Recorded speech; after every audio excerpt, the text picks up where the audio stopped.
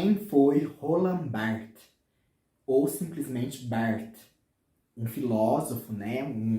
E depois nós vamos ver que ele teve várias formações, principalmente dentro da semiótica francesa aí, né? E ele está aí na base do estruturalismo.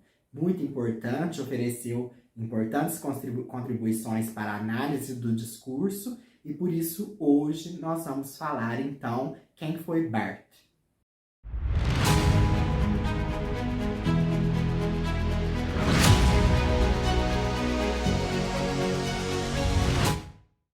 O nome do nosso biografado neste vídeo, do quadro Quem Foi, é um tanto controverso, porque escreve Roland Barthes, mas a gente pronuncia Roland Barthes.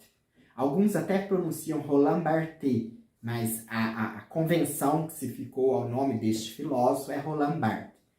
Ele foi um filósofo de base estruturalista, que depois vai lançar as bases do pós-estruturalismo na França, que nasceu em 1915 e faleceu em 1980.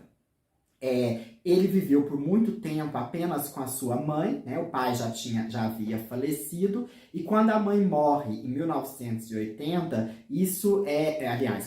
ele morre em 1980, quando a mãe morre, acho que foi um pouco antes, ele morreu bem próximo à mãe, ele fica bastante triste, e isso influencia também na sua escrita. Ele, desde cedo, ele tinha tuberculose, né? Então ele sempre teve uma saúde muito frágil, o que atrapalhou um pouco seus estudos a títulos oficiais, como ele não fez o doutorado, mas mesmo ele não tendo o doutorado, ele era muito conceituado e muito chamado para as aulas, para ministrar as aulas no Collège de France.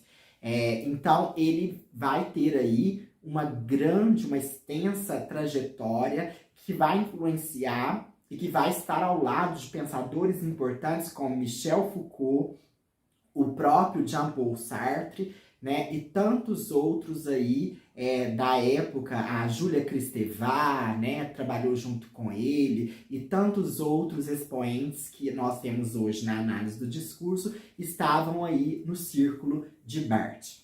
Ele teve uma morte muito trágica, ele foi atravessar uma rua e foi atingido por não sei se é um ônibus, uma van, não sei como que fala lá na França, e veio então a óbito e nos deixou muito cedo, aos 65 anos. Ele era um escritor, sociólogo, crítico literário, semiólogo e filósofo. Ficou bastante conhecido dentro da semiologia, e uma semiologia muito ligada à literatura, à crítica literária dele. Ele é muito estudado dentro da teoria literária, dentro dos estudos literários. E sempre lembrando, fazendo um parênteses aqui, que esse quadro nosso, até mesmo porque os vídeos são bem curtos, nós não temos a pretensão de esgotar nem de dar uma biografia vasta do nosso biografado, mas apenas a gente apontar que existe esse autor, a importância dele para a linguística, para a análise do discurso, até mesmo para a comunicação, para a área de leitura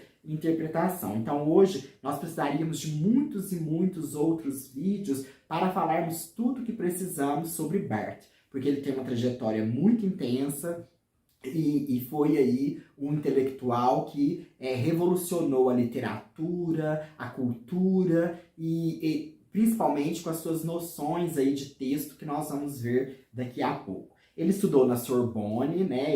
Ele era muito doente, como eu já disse, e ele era homossexual, né? Então tem algumas... E ser homossexual naquela época já era um pouco mais difícil do que é hoje. Então tem alguns acontecimentos da vida pessoal que ele traz aí na questão da homossexualidade. De 1952 a 1959, ele trabalhou no Centro Nacional da Pesquisa Científica, que é o CNRS, né, o CNRS.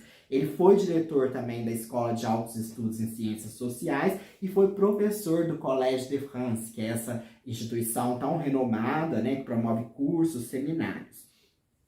Ele ficou conhecido pelo pós-estruturalismo, né, e a semiologia linguística e fotográfica. Ele é um dos animadores dessa semiologia linguística. E o seu primeiro texto, assim, o texto que fica conhecido, que é divulgado e publicado como a sua primeira obra, em 1943 ele foi escrito, é o Marco Zero da escrita, né? Que é, na verdade, um manifesto de uma nova crítica preocupada com a lógica imanente do texto. Porque havia essa lógica imanente do texto, de que toda a significação estava ali dentro do texto, a própria semiótica gramsciana vai falar dessa questão, e Barthes ele vai para fora do texto, ele vai no leitor. O leitor tem uma importância muito grande para ele no processo de interpretação, que vai culminar no seu texto A Morte do Autor, né, que é um texto de 1967, é o texto mais conhecido, é um texto bem pequeno. Os textos de Barthes tinham essa característica de ser bem às vezes pequenos, textos curtos, mas que diziam muitas coisas. Ele escreveu uma série de pequenas mitologias que é condensado num volume único hoje, que eram publicados em revistas científicas e de pesquisa da França, em que ele abordava diversos objetos culturais, como fotografias, reportagens, peças publicitárias, até uma luta de boxe, né? Então, são 54 resenhas que são reunidas, né, no ano de 1957. Ele é publicado aí com o volume único, né? Tem também, em 1952, O Mundo Onde Lutamos, um livro que é bastante importante, que ele responde sobre essa crítica que ele faz, que é o Criticismo e Verdade, de 1966, né? A Morte do Autor, que eu falei aqui em 1967, ela é considerada até mesmo um credo do pós-estruturalismo francês. E junto com o texto de Michel Foucault, que é um autor, são os textos que trabalham essa questão do autor numa nova visada pós-estruturalista, pensando no lugar que o autor tem a partir do leitor, né? O leitor tem papel fundamental na interpretação. E em 75, Roland Barthes escreve a sua própria biografia, né? Que é Roland Barthes por Roland Barthes. Então é um texto bastante interessante. Eu já li dele O Prazer do Texto, que é um livro, um texto também muito importante, em que ele traz essa questão, né, da erótica da linguagem, que é muito importante para ele, a linguagem não só como instrumento de comunicação, mas muito mais além. E dois livros importantes também é o Elementos de Semiologia, em 65, e o Sistema de Moda. Ele é muito estudado também na moda, né? Ele faz essa diferenciação do autor e do escritor, né? Do autor-escritor, porque o autor é aquilo que traz, né, aquela originalidade, aquele vestígio do inaugural, mas a maioria do que nós temos é o escritor, que é aquele que não há leituras, né? Não há escritas isoladas, escritas totalmente originais. Sempre uma escrita remonta outra escrita. Então, esse escritor de Barthes é o mais comum. E quando o leitor lê um texto, ele também faz uma escrita, né? Então, ele faz um árduo trabalho sobre a escrita, e o autor, que vai estar nesses livros, nesses textos, A Morte do Autor e O Prazer do Texto. E, para finalizar, ele publica em 1980, pouco antes de sua morte, A Câmara Clara, Nota sobre a Fotografia. É o último livro dele, é um livro bem pequeno, se vocês verem, né? E nesse livro ele traz inúmeras fotografias, ele traz até fotografias suas também, né?